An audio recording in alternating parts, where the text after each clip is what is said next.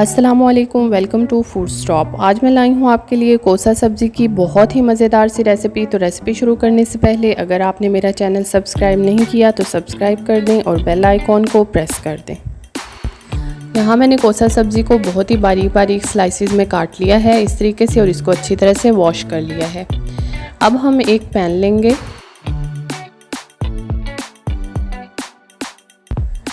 अब मैंने यहाँ पर एक पैन लिया है, उसमें मैंने हाफ़ कप ऑयल ऐड किया है।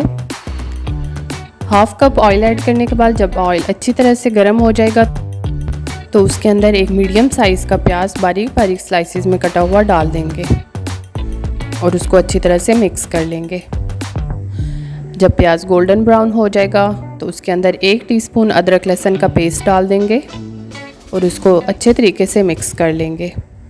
अदरक लहसुन का पेस्ट डालने के बाद अब हम इसके अंदर एक टमाटर इसी तरह से बारीक स्लाइसिस में कटा हुआ डाल लेंगे और इसको भी अच्छी तरह से मिक्स कर देंगे। आप मसाले को जितना ज़्यादा भूनेंगे, जितना फ्राई करेंगे, वो उतना ही मज़ेदार बनेगा। तमाम मसाले को अच्छी तरह से फ्राई करने के बाद अब हम इसमें ड्राई मसाले डालेंगे। 1 टीस्पून नमक, 1 टीस्पून ज़ीरा पाउडर, हाफ़ टी स्पून हल्दी और हाफ़ टी स्पून कुटी हुई लाल मिर्च और हाफ़ टी स्पून लाल मिर्च पाउडर, 1 टीस्पून धनिया पाउडर डालने के बाद हम इसको अच्छी तरह से मिक्स कर लेंगे। मसाला भूनते हुए ये ख्याल रखें कि मसाला बहुत ज़्यादा ड्राई ना हो जाए। जब ड्राई हो जाए तो आप इसके अंदर पानी थोड़ा सा डालकर उसको फ्राई कर सकते हैं।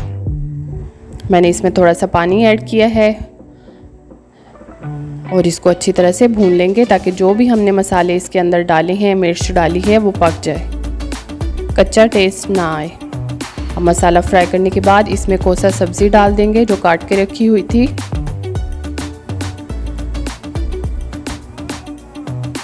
और इसको अच्छी तरह से मिक्स कर लेंगे।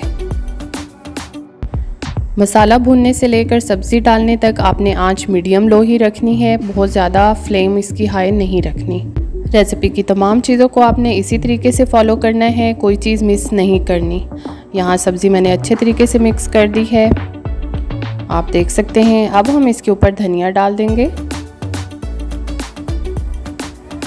हरी मिर्च डाल देंगे।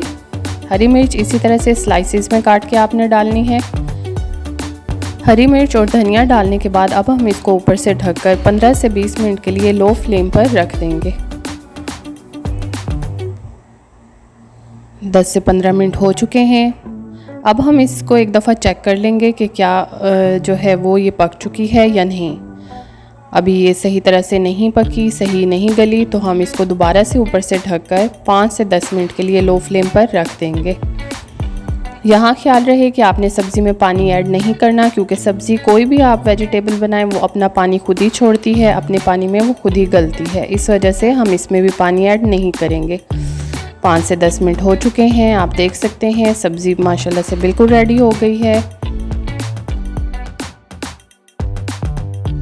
फ्लेम आपने लो ही रखनी है, हाई फ्लेम पर पकने के लिए इसको नहीं रखना, तभी ये अंदर तक अच्छी तरह से गल जाएगी। ये देख सकते हैं कितनी अच्छी पक गई है।